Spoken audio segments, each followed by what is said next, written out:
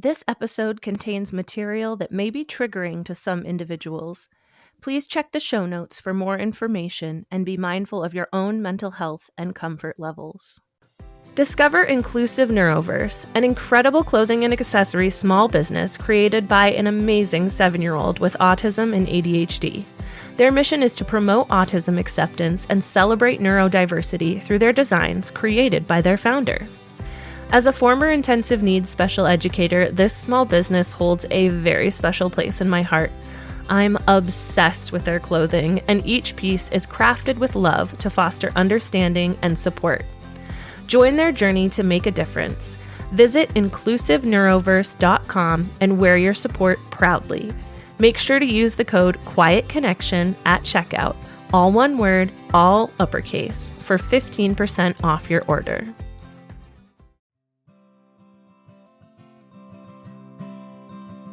Welcome to Quiet Connection, a podcast dedicated to ending the stigma around postpartum mental health. I'm Chelsea. Today I'm connecting with Drew as he shares his journey into parenthood and experiences with postpartum depression. He highlights the duality of parenting, acknowledging both the gratitude and the difficult moments. He also reflects on the lack of resources specific to his needs as a gay father experiencing PMADS. Throughout our chat, Drew emphasizes the importance of talking about mental health, seeking help, and breaking the stigma surrounding men's mental health. Here's Drew's story. Hello! Today I'm here with Drew. Drew, how are you? I'm good. How are you, Chelsea? I'm good. I'm so happy to have you on. Drew and I met. We are contributing writers for a local organization called Vermont Mom, and I'm super, super excited to have you. I'm going to ask you what I ask everyone to start. I'd love it if you could tell me a little bit about who you are and who you were before becoming a parent.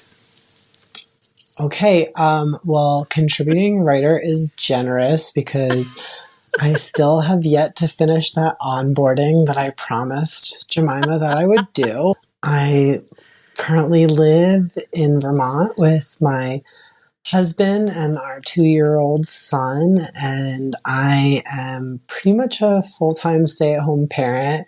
I teach Pilates and ballet. Pilates 1 day a week for like 3 hours, and ballet most evenings after he goes to bed. Then the rest of the time I'm at home with him. Before I was a dad, I was a professional ballet dancer for 14 years, and I danced all over the United States and also in Germany and Europe. Which I think is so freaking cool. I danced growing up. My mom wanted me to do ballet, but I did not have the discipline at all. So I love it, and I think it's so cool, and I can totally picture you like doing it. But props to you, because that is way too strict and structured for me. It was the exact right amount of strict and structured for me. So, different strokes for different folks. It's true. Yeah, I was jazz. I was jazz and modern, and that kind of fits my my awkward and unpredictable personality. but I love that. So you and your husband are in Vermont, and you have a 2-year-old. And when I met you, you had mentioned that you had suffered from postpartum depression, and I immediately latched onto you because I'm such a weirdo. It was the first time I met you, and I was like, oh, I have to have you on my podcast because dads aren't talking about this. So I am so excited. Well, I mean, that's such a weird way to say it. I'm so excited to have you talk about depression.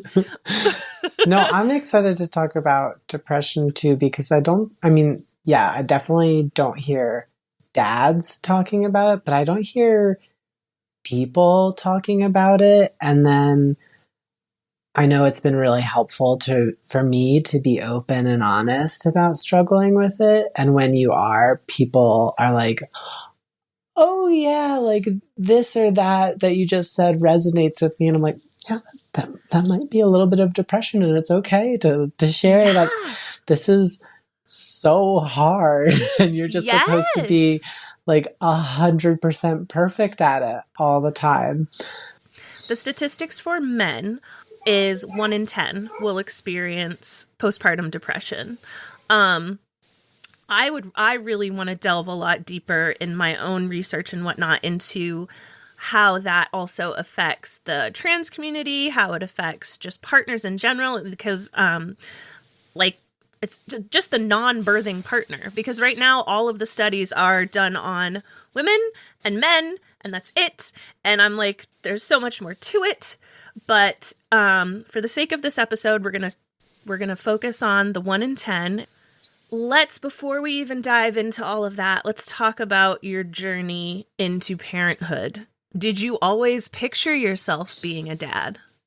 Yeah, I have always imagined that I would have a family. I knew very young that I was gay. I come from a really accepting house, and I don't know why, but I knew it was always going to be an option for me. I also never really imagined that I'd share biology with a child. It seemed more likely to me, just based on what I knew of gay people or queer people having children, that I would adopt or come to have children like via foster to adopt. And my husband and I discussed it, and he really, he's a physician and really wanted to be a part of the entire process and like see a child be born, like know a child that intimately. You know, it was hard to decide whether or not to do it, in the sense that it's so intentional to bring a child into the world that way when there are so many unwanted children. But ultimately, we did decide to have our son via a gestational carrier and a donor egg. And it was beautiful, and I feel very fortunate to have been able to be there for, her wellness visits and, ultimately his birth. And we still are very close to our gestational carrier and want her to be a part of his life, because, it's not like we're going to fool anybody that one of us got pregnant. So when he has questions, I want, him to know how deeply wanted he was. Yeah. I know that's not necessarily the case for a lot of people that choose to go through surrogacy. I didn't want to excise her after she had given us this service. Like she's a wonderful person that did something for us that I could never repay. Yeah, so I feel very fortunate that it worked out. That we like her so much, and she can stand us, and that our son came into the world at all. That's beautiful. And I love, I just love the whole thing. I love that you're going to be open and honest about where your son's beginnings and start came from. And I don't know. And you're right. It's not for everybody. And I appreciate you clarifying gestational surrogate, because there are distinctions. And that's something I'm learning too through this whole process. So you used a donor egg, and it was a gestational surrogate. Yeah. So you always pictured yourself as a dad. You always pictured yourself as having a family. So you go through the whole process. Baby is here. What was that like? Finally getting to meet our son was immediately overwhelming. One of the major benefits that people tell you surrogacy has is, it's on your timeline. You get to plan, and we didn't. He ended up coming early, needing to be induced. And so we kind of had to drop everything. And he was born in Maine, and we were living in Rochester, New York. at the time. Okay. And it was peak pandemic.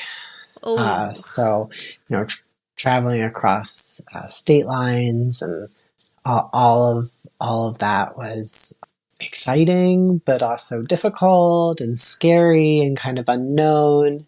And there was some pushback in the hospital about who could be in the room or not because of COVID restrictions. Yeah. And I am proud to say that our gestational carrier was able to advocate for herself in this way that changed hospital policy. So our son was Wow. part of changing hospital policy too. Wow. Yeah, so now no matter what, at least one IP, intended parent, has to be in the room, but the gestational carrier's support person will also be allowed in the room. And God forbid there needs to be COVID restrictions again. But, if ever there's a situation like that, now there's precedent. Everyone who needs to be there can be there. And then he was on an incubator for a very short amount of time, but meeting this little person in that way, I'm gonna cry. I haven't thought about that. I mean, I've thought about this obviously, but talking about it is,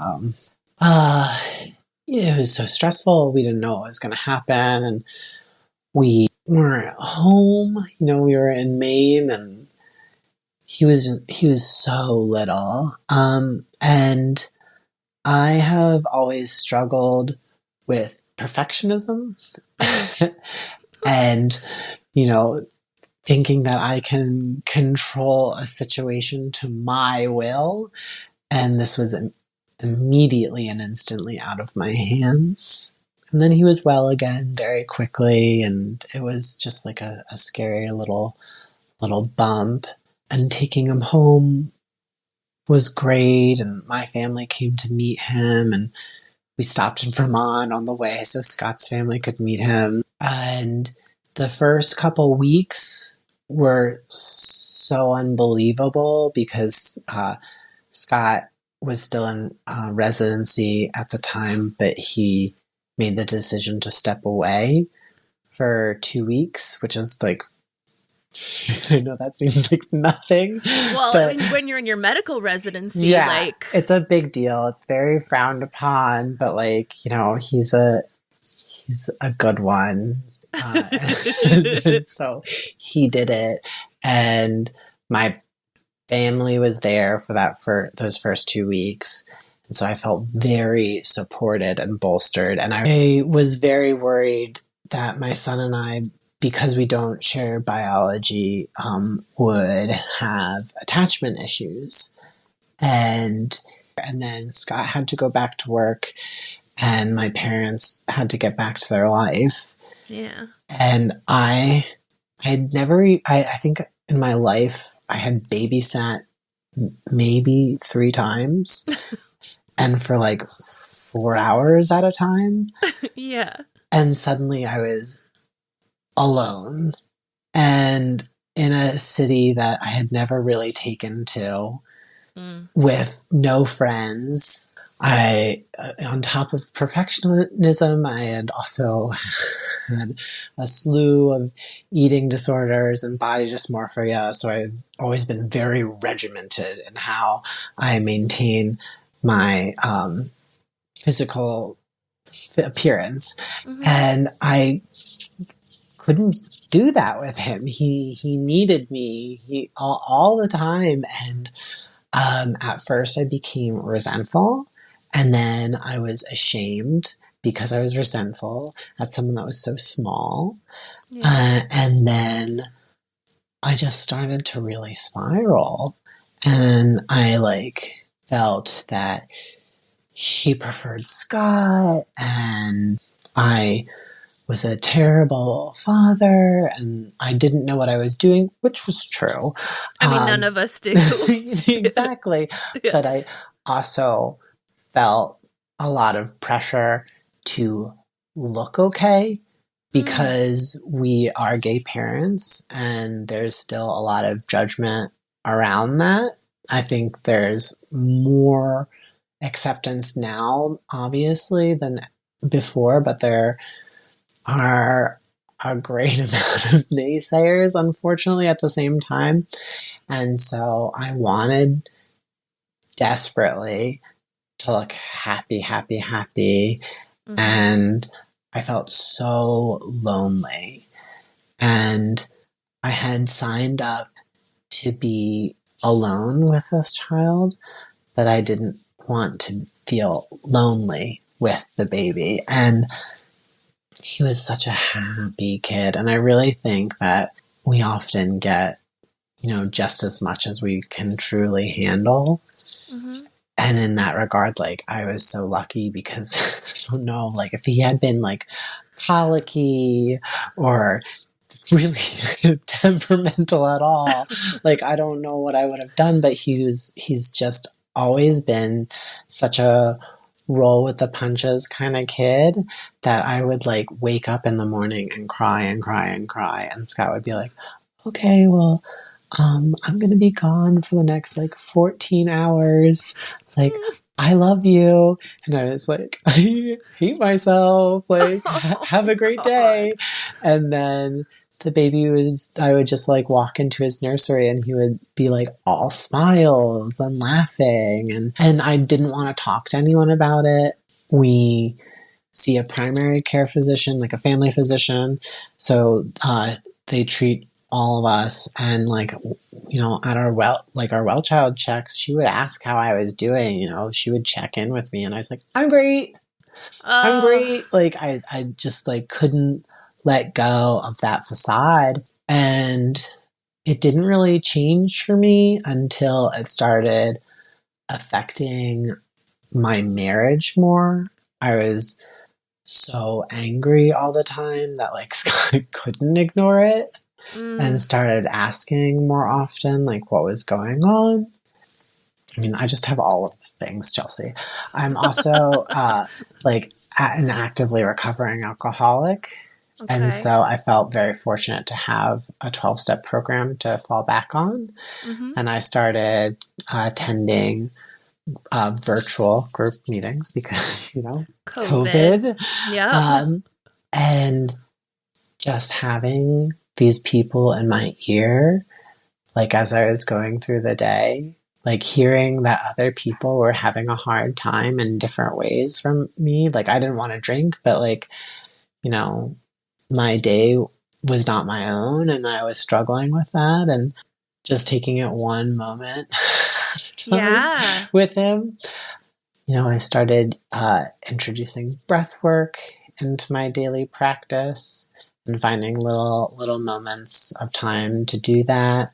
And he mirrors me now sometimes, like, because I still get so frustrated with him. It's embarrassing, but you have a 2-year-old. Yeah, it's part of his development, but he drives me wild in a way that like my husband's just like, he's just 2, and I'm like, he's out to get me.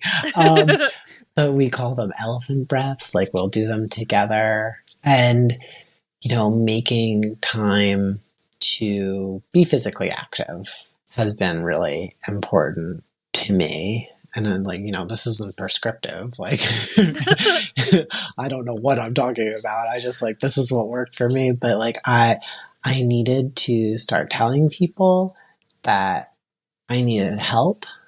Yeah. And I that I couldn't just do everything by myself. And I needed to make space for myself during my day. And part of that was a physical practice, and part of that was breath work. And I also started prioritizing, like, what truly was non-negotiable and what could I let go? Because for a while there, I would lose it if the house wasn't spotless when Scott came home, and the baby wasn't happy and the dog wasn't fed, and it just all looked just so. I would feel like I had failed, and it's unrealistic. It's unreal. Like, I've never in my life been able to do everything perfectly. So why would I think that I could do this thing that I had never done before absolutely perfectly? Yeah. Well, and you can look back on it and you can look at it now and logically understand that. But when you're in it, logic is out the window. Absolutely. I didn't want to hear reason, and people try and be so helpful and cherish this time, like you'll miss these days. And I was like, will I? Like, will I? Yeah. And there are definitely bright spots in those memories. When I was really struggling, he was probably between 12 weeks to 4 months. And so like he was like, starting to form a little personality and trying like, little bits of solids and stuff. And like things were fun. Yeah. But it was also so difficult. Like I don't miss it. And I don't miss it. Yeah, and there's no shame in that. There is no shame in that. No. I think it comes from a well-intentioned place when people say that. And you're absolutely right. There are bright spots that you'll look back on and you'll be like, oh yeah, I miss giving him his first bottle, or I miss giving whatever. I don't miss being woken up a million times a night, and I don't miss crying because my child's crying, and like, you know what I mean? Like, there's no shame in that. I think that is another huge piece of it, was the sleep deprivation. Like, people tell you like, oh, you're just not gonna sleep, but like I've always been like a real solid sleeper, and like was cranky in the mornings, and I was not a morning person. Now I wake up like real early and it's just normal.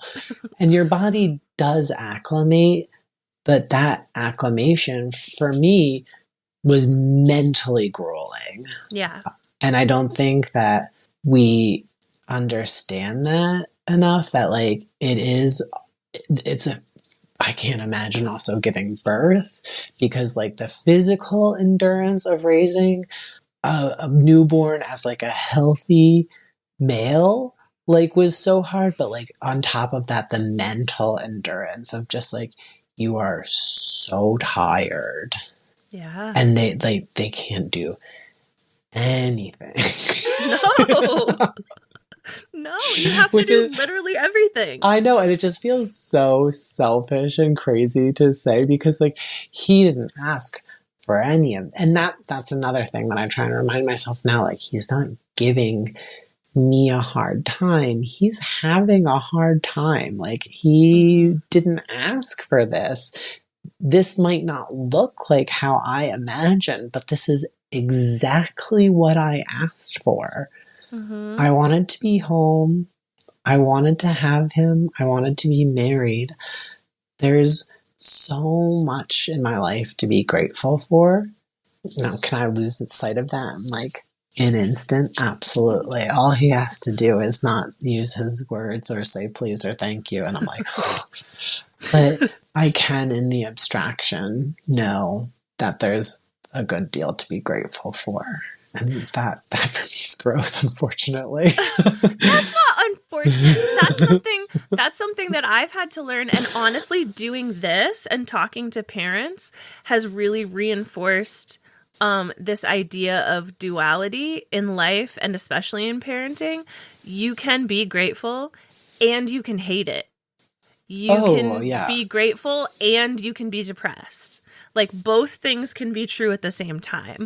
Yeah, and I think just making room for ourselves to know that, like, it's going to be okay. If you are this upset about something, like, clearly you care enough. Yeah. And just, like, as long as they are fed and like not bleeding, not not actively dying. Yeah, everything else can like kind of work itself out. It's so different situation to situation, and I do have so much support, especially now that we've moved back to Vermont, and my husband's family is close, and like I do have occasional like childcare to lean on, and you know, Scott's out of residency, and the time that I felt so alone was so small compared to what I'm sure like many people experience. It's no less valid, though. Yeah, and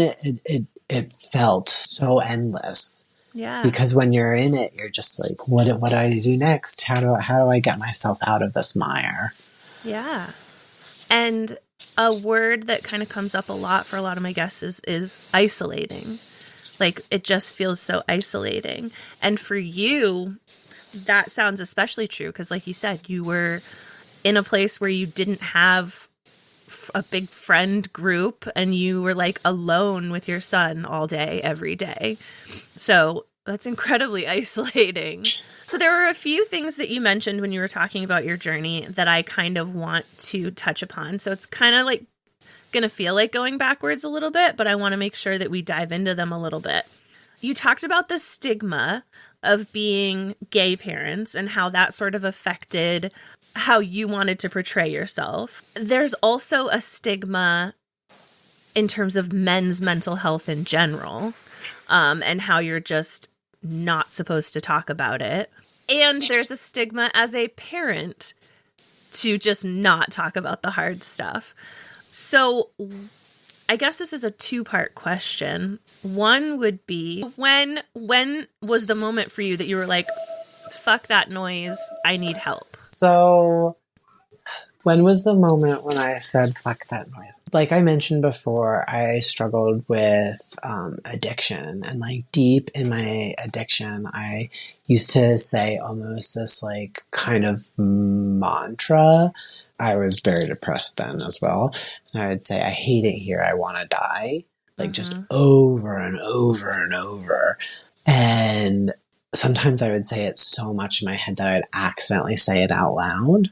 And like people would be like, oh my God, I know it's so boring here, right? And I was like, oh, I've like actually like said like my deepest truth. And like you think that I'm just like being droll. When I was really depressed, I started saying to myself, I hate it here. I want to go home. And it really scared me because I like literally could not have been more home. Yeah. You know? Like, and I was worried about what that next step like mentally would be for me. And so I started talking to Scott, and he suggested that I make getting into meetings more of a priority. And I started sharing in meetings about how much trouble I was having, not with drinking, but just mentally. And there's like such a beautiful community there. And the fellowship just kind of like really took me in, and like people started checking in on me all the time. And like almost too much, you know. But like, what is too much? Yeah. When you're asking for help and you're given it so readily, it's like only our job to like then try and receive that help. Yeah. So, yeah. And then with trying to not give off this like perfect family vibe, I don't know if I've let go of that completely. You know, I think some of that is internalized homophobia. Yeah. You know, like I want to look just as happy as those like Salt Lake City trad wives, and no, I'm not all the time. And like, honestly, they look lobotomized, and I don't have to live in Utah. So like I have more going for me than they do. Yes, you do. That's, it was unfair and unkind, but you know, like there's like the whole compare and despair thing is there as well. It's apples to oranges, what other people have and what I do. So why start? Yeah. I think so. It sounds like And because I'm the same way, like I don't have to project. I don't feel like I have to project like I'm not a Pinterest mom, and I know that. But I do feel like being a stay-at-home parent, I'm supposed to live up to this certain standard, so I can relate to that extent. But it sounds like it's a work in progress.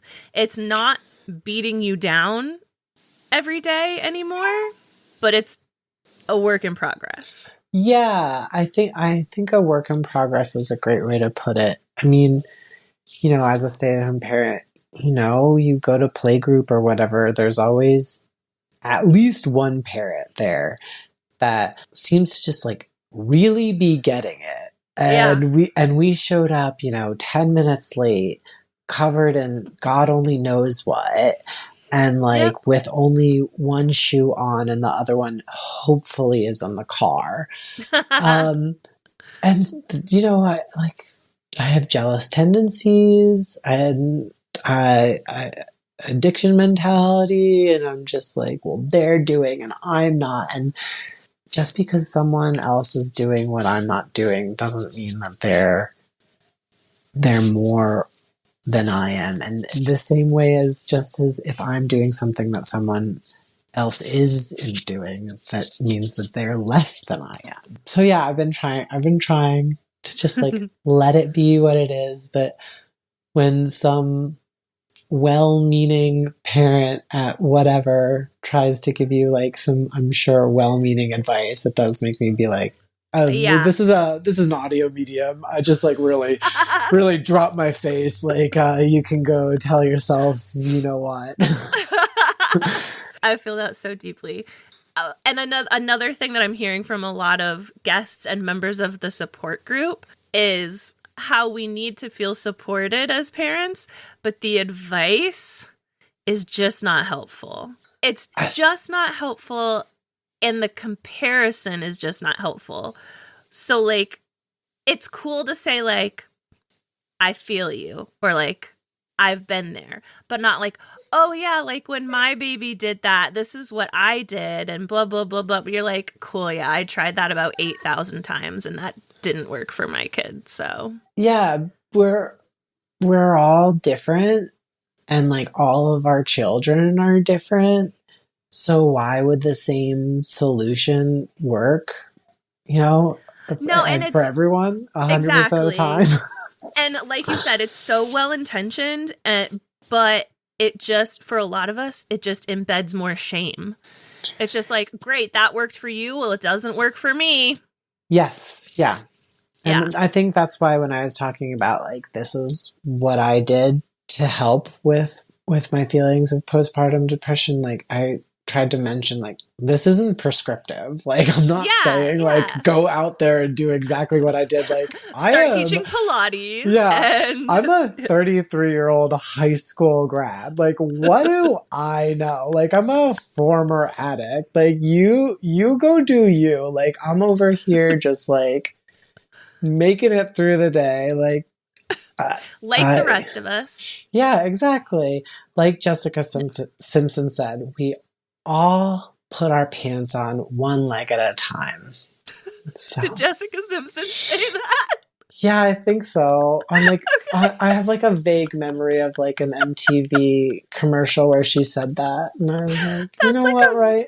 That's a really old adage, Drew. That's something that that's like something my grandfather used to say. I think of Jessica Simpson saying it. It makes me feel better. I think from now on, that's all I'm going to be able to picture. I think she mentioned some things about like her being jewel encrusted, but all I took away from it is like, she puts on her pants too. Yeah, we all do. We all put our pants on one leg at a time. Hashtag Jessica Simpson. Yeah. I love that. Oh my God. So you talked about your coping skills.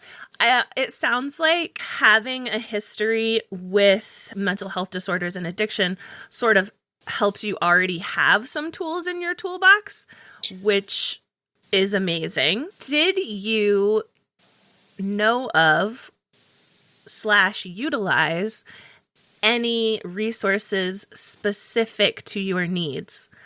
And I ask, this is like a really wide open question. Specific to like my postpartum depression? Your postpartum depression, being male and having depression, like were you aware of any resources specific to your needs? I was made aware of like counseling if I wanted it via our family medicine doc, but it felt like such an admission of failure that I was like, I'm fine. Yeah. We're doing great at home. So no, I did Google a whole ton. So I did know that statistic that I was 1 in 10. Yeah. But no, I didn't search out a group for new parents or new fathers even. And I think that could have been helpful. I have a real hard time with prejudging situations based on, you know, my preconceived notions of what something is going to be. And so like, even though I go to a woo-woo group that helps me with my alcoholism, I was like, I'm not going to some woo-woo parenting group to talk about my feelings. And I wish I had, you know, maybe it would have really changed things for me for the better, quicker. And maybe I would have felt more of a community in Rochester, and have made some friends there, but I didn't. And I don't know. Yeah. Well, so the reason I ask that question is I ask a lot of our moms if they know about resources that are available to them. And I ask it intentionally because resources are so limited. So I want to know where the deficits are. But the deficits are even bigger when you are a dad, and they're even bigger when you are part of the LGBTQIA plus community. So I'm also taking this moment to put a small plug in for Postpartum Support International. I share a lot of their content, and I did not know that they existed until after I needed them. So, but they are like the most nationally recognized program, and they have support groups, virtual support groups and in-person support groups for literally every demographic. They have an LGBTQIA plus specific group. They have a BIPOC community group. They have a group for parents who have experienced loss. They have a group, literally anything you can think of, any type of parent or caregiver, they have a support group for it. So there's me telling listeners, Postpartum Support International. Now bringing it back to you, what I want to know is if you could have designed like the most perfect support for you in that moment or those moments, what would that have looked like? I'm putting you on the spot. Yeah. I guess it would have been pretty much 100% online. Yeah. Because I didn't want to take him anywhere and mess up the sleep schedule. I feel that. Oh my God. Do not fuck with nap time. Yeah.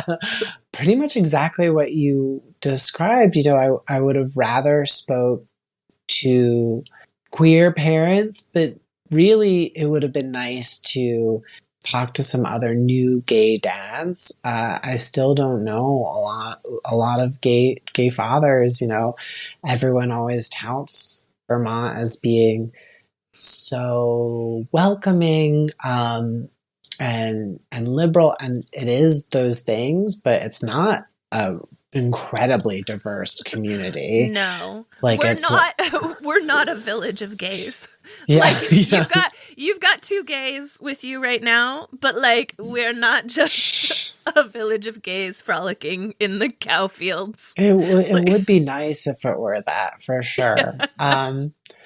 Yeah, so I think getting to talk to other gay fathers would have been helpful, and getting to talk to other gay fathers that were experiencing, you know, postpartum and imposter syndrome and Yeah. other emotions that go on when you're raising a newborn would have been awesome. So if we're lucky enough to have a second child, and I'm unfortunate enough to experience this again, I'll know where to turn.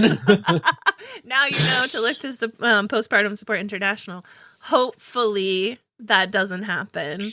That you Yeah, I am aware though, if you have experienced it once, you are more likely to experience it again. And so it does worry me, but I am hopeful that, again, if we are lucky enough, it's harder for us to get going than it is some. Yeah. But if we are lucky enough to have another child, I hope that I'm more comfortable immediately saying, this is hard. Yeah. Because who can fault someone for admitting what a hard time they're having? I think at least what I've found when I'm honest with people about what I'm experiencing, I've never experienced rejection. Yeah. At least around this topic. Right. Yeah. I think that surprises so many people.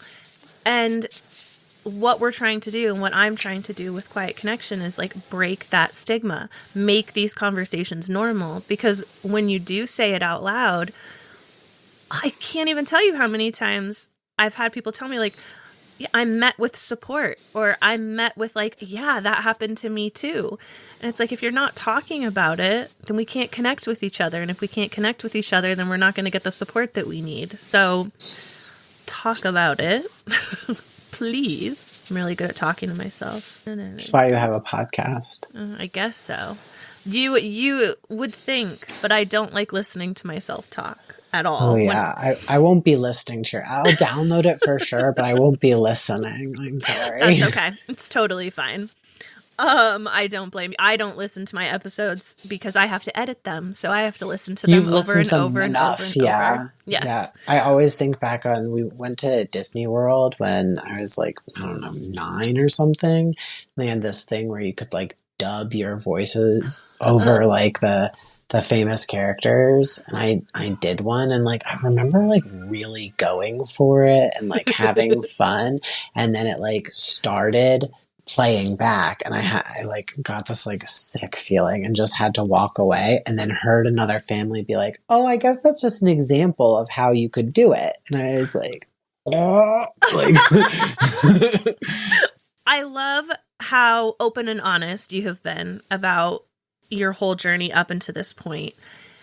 Is mental health something that you plan to be open about with your son and like talk about with him as he gets older?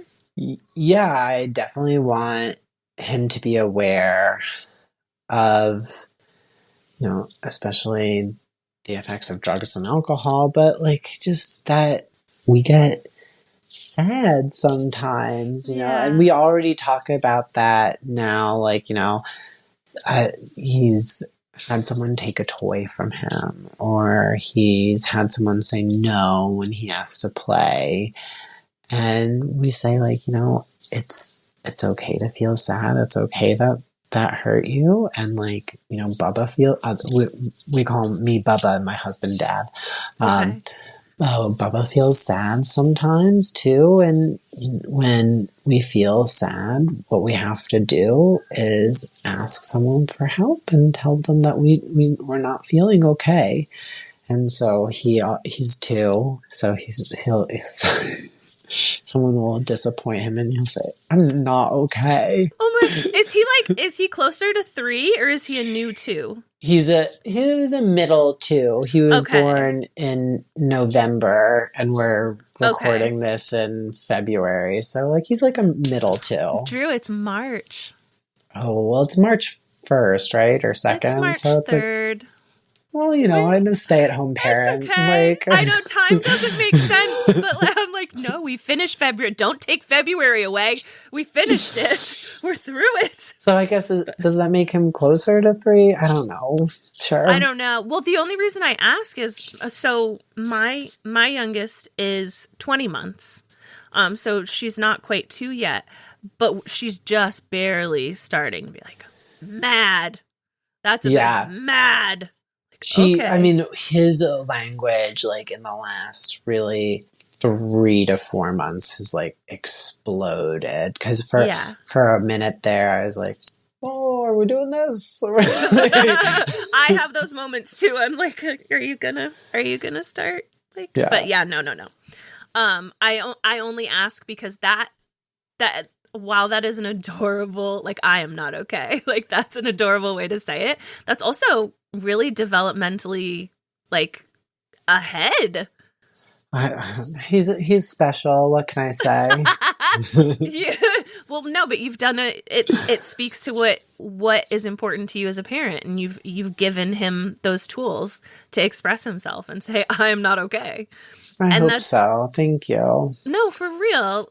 Like, give yourself credit for that, because that's great. I also am going to steal that from you now, though. So I've got the Jessica Simpson thing that I'm stealing from you, and now I'm stealing the I'm not okay, because I love that. It's adorable and accurate. I think I'm going to start saying it. I am not okay. I genuinely am so thankful that I've been able to have this exchange with you and that I've been able to get your perspective, because I will tell you, I've talked to a few dads, but most of them are very reluctant and very hesitant to sort of get into the nitty-gritty of the experience. And I think a lot of that comes from shame, and a lot of that comes from gender stereotypes that are pressed upon us.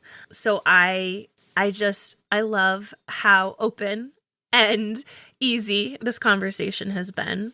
I always end my episodes with one of 2 questions, but I think I'm going to ask you both. Both of them. I'm going to challenge you.